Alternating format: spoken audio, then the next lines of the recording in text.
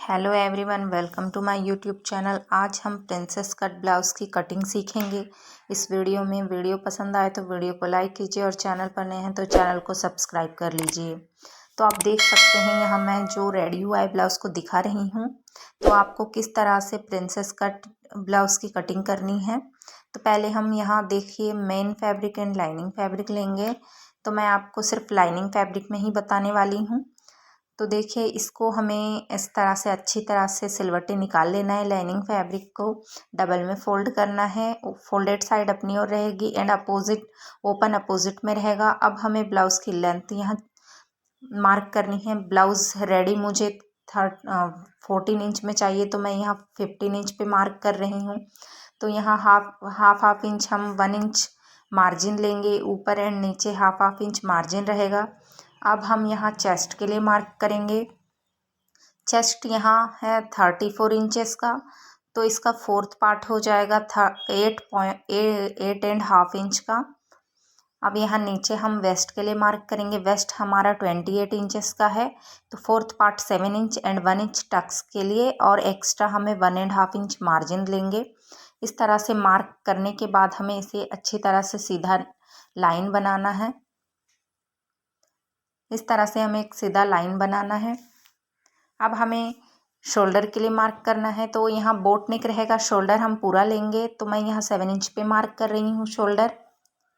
अब हम इस लाइन को देखिए, हमें अब आर्म होल के लिए मार्क करना है। आर्म होल हमारा यहाँ 6 इंच में मैं मार्क कर रही हूँ।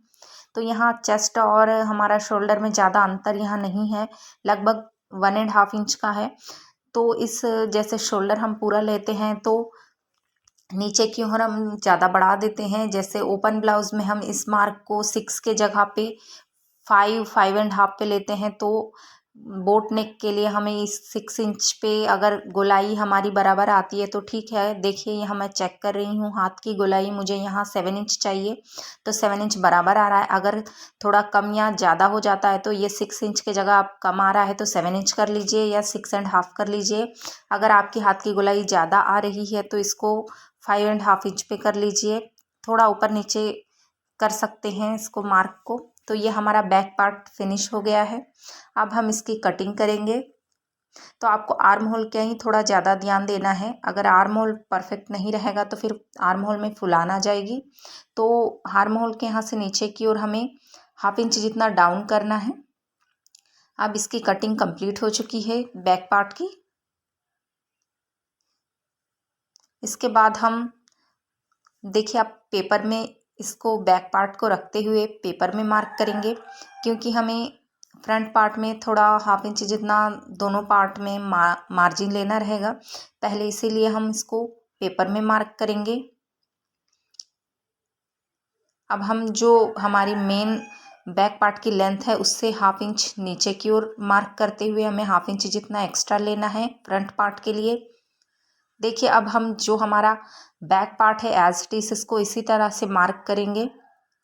इसमें हम ऊपर की ओर कोई भी एक्स्ट्रा मार्जिन नहीं लेंगे। जैसा है हमारा बैक पार्ट वैसे ही हमें मार्क करना है। अब इन निशानों को हम फिर जैसे बैक पार्ट था वैसे ही इसको मिला लेंगे।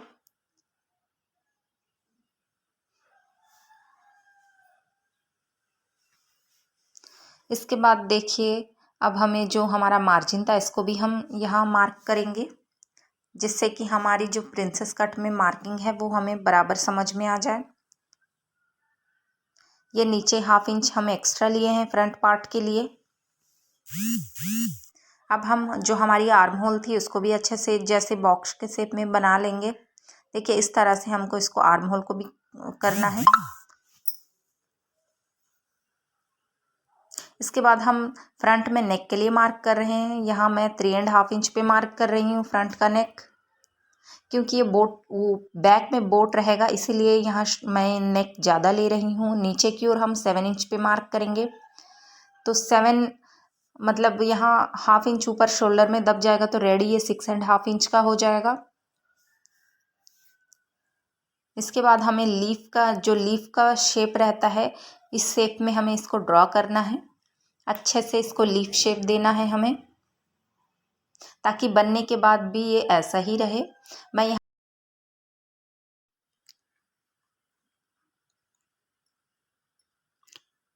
इसके बाद हम ऊपर से 10.5 इंच पे मार्क करेंगे। तो 1/2 इंच हमारा शोल्डर में दब जाएगा, तो ये 10 इंच का रहेगा।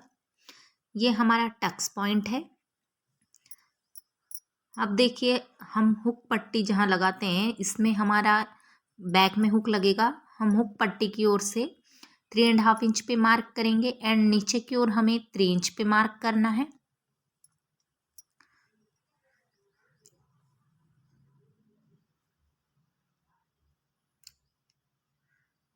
तो अब हम यहाँ पे 2 इंच पे मार्क करेंगे। तो ये हमारा जो टक्स हम लगाते हैं ये इसके लिए रहेगा। तो 2 इंच हम निकाल देंगे तो फैब्रिक हमारा कम हो जाएगा, इसीलिए हम पीछे से इसमें 1 इंच एक्स्ट्रा बढ़ाएंगे। देखिए, मैं यहाँ 1 इंच पे मार्क कर रही हूँ। इसको भी हम आर्म होल के यहाँ से ऐसे तिरछे में मिला लेंगे। आर्म होल हमें नहीं बढ़ाना है, हमें नीचे की ओर ही बढ़ाना है इसको।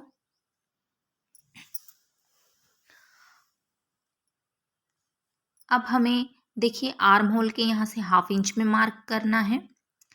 अब हम जो भी यहाँ मार्किंग किए हैं उसको अच्छे से कर्व शेप में मिलाते हुए आर्म होल के पास हमें जहाँ हम 1/2 इंच पे मार्क किए हैं वहाँ तक इसको लेके जाना है। इस तरह से अच्छे से कर्व शेप बनाना है हमें इसको। इसके बाद हमें नीचे से भी इसको कर्व शेप बनाते हुए मिलाना है, ना कि स्ट्रेट हमें नहीं करना है इसको। देखिए, इस तरह से धीरे धीरे कर्व शेप में हमें मिलाते जाना है। अगर आप इसको सीधा ऐसे तिरछा में मिला देंगे, अगर कर्व शेप नहीं देंगे तो ये अटैच होने के बाद आपको खिंचाव महसूस करेगा। कर्व शेप देने के बाद इसका जो फिनिशिंग है वो बहुत ही अच्छा आएगा। तो देखिए, ये हमारा मार्किंग हो चुका है।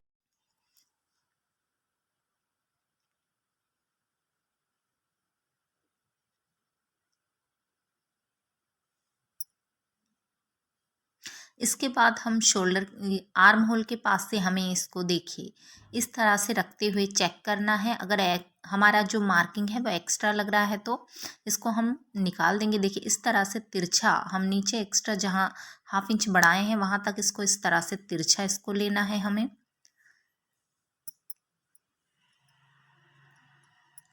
हुक पट्टी की ओर भी इसे तिरछा करना है। इस तरह से इसको कट कर लेना है। अब हम जो 2 इंच की मार्किंग के हैं उसको इस तरह से कट करेंगे।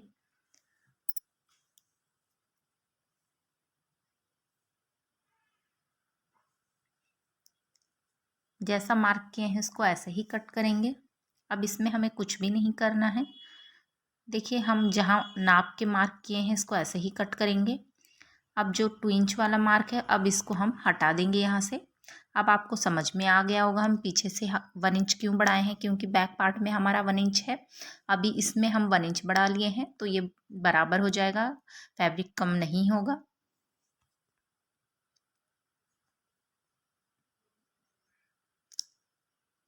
अब हम नेक की कटिंग करेंगे। देखिए, इस तरह से हमें इसको कट करना है। हमारा फ्रंट पार्ट भी कट चुका है। अब हम इसको रखते हुए हमारा जो मेन लाइनिंग फैब्रिक है इसको कट करेंगे।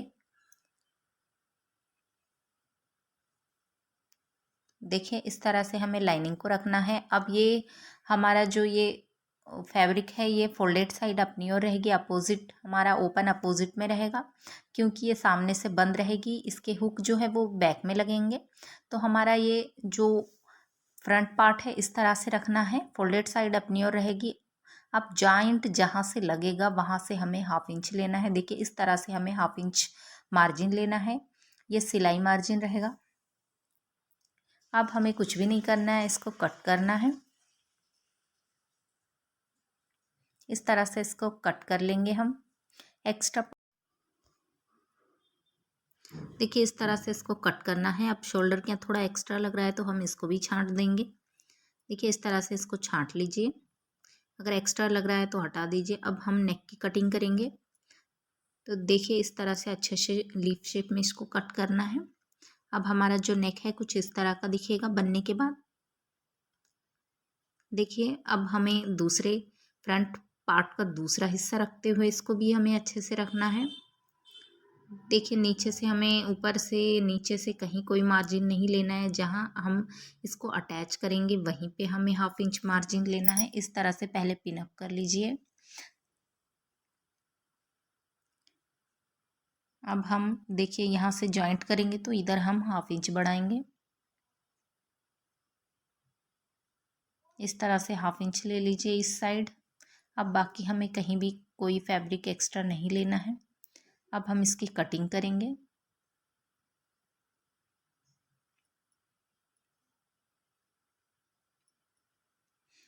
इस तरह से इसको छांट दीजिए। देखिए हमारा ये पार्ट भी कट कर तैयार हो गया है। देखिए कुछ इस तरह से दिखेगा ये ओपन करने के बाद। ये दोनों साइड में लग जाएंगे। अगर ये अटैच होगा तो इसमें अच्छे से फुलाना आएगा। हम पहनने के बाद ये इसमें खिंचाव महसूस नहीं होगा। आजकल इंस्टा में या कहीं पे भी सीधे फैब्रिक में बिना कट के ऐसे ही आपको लगा के दिखा रहे हैं। प्लीज़ वैसे ना करें, इस तरह से कट करें। अब हम यहाँ मैं 4 फोल्ड में करी हूँ फैब्रिक को। इसके बाद हमें देखिए हमारे स्लीव्स की लेंथ जो रहेगी वो 10 इंच की रहेगी। तो यहाँ मैं पफ स्लीव्स बना रही हूँ। इसके लिए हमें 4 इंच पे इस तरह से मार्क करना है। ये जो फैब्रिक है ऊपर का ये फ्रिल्स बन जाएगा उसका। अब नीचे से हमें 6 इंच पे मार्क करना है, क्योंकि हम 6 में वहाँ जो ब्लाउज़ में हम 6 इंच गहराई दिए थे, तो इसको भी हमें ऐसे ही लेना है। इसके बाद 2.5 इंच पे इस तरह से अंदर की ओर मार्क करना है। यहाँ हम इसको करू शेप बनाएंगे। तो देखिए इस तरह से इसको करू शेप में हमें ड्रॉ करना है। अब हमारी हाथ की जो भी मोहरी रहेगी, जैसे यहाँ 5 इंच है हाथ की मोहरी, तो हमें 1.5 एक्स्ट्रा मार्क करना है। अब हम देखिए यहाँ फैब्रिक सीधा नहीं है, कटा हुआ है। मैं इसमें एक्स्ट्रा जॉइंट लगा लूँगी फैब्रिक को, तो इसको मैं यहाँ कट करके निकाल दूँगी।